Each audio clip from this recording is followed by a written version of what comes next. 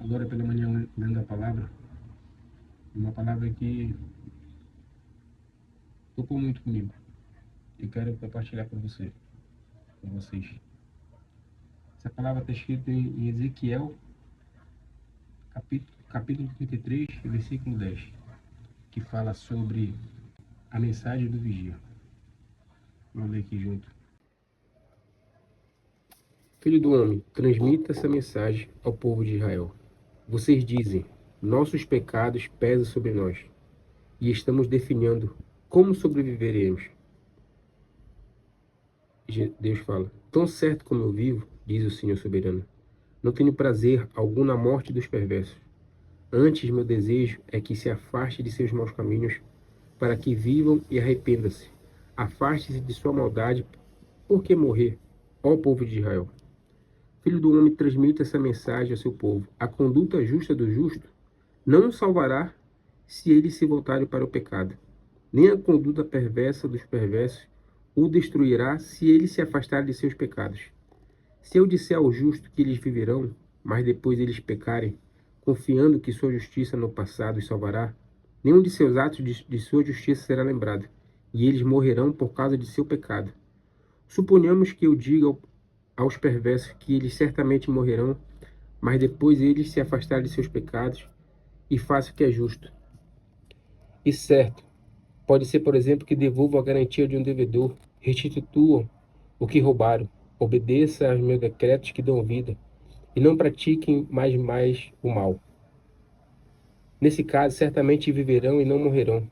Nenhum de seus pecados do passado será lembrado, pois fizeram o que é justo e certo, e certamente viverão. Seu povo diz, o Senhor não é justo, mas são eles os injustos.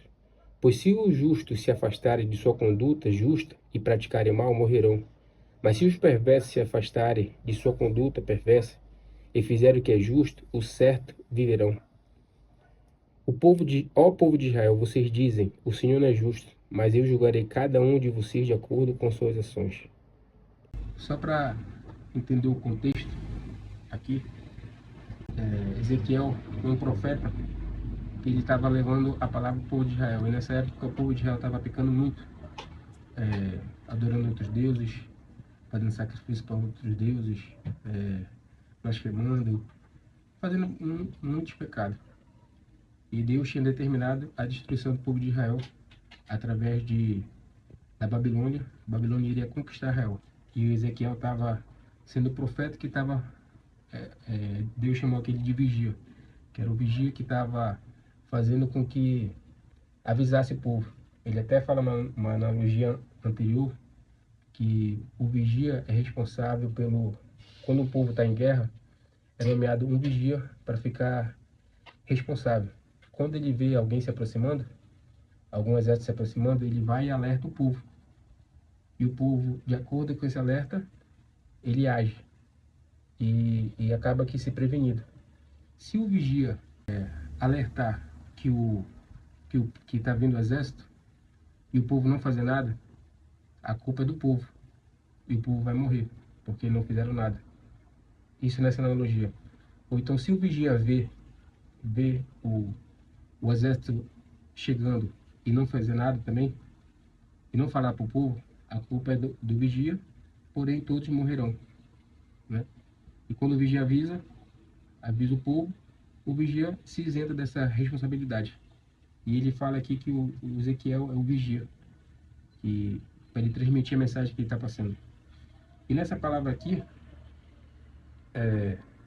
que fala a mensagem do vigia, aqui fica tão claro, porque Deus já tinha determinado a destruição daquele determinado povo, naquele momento.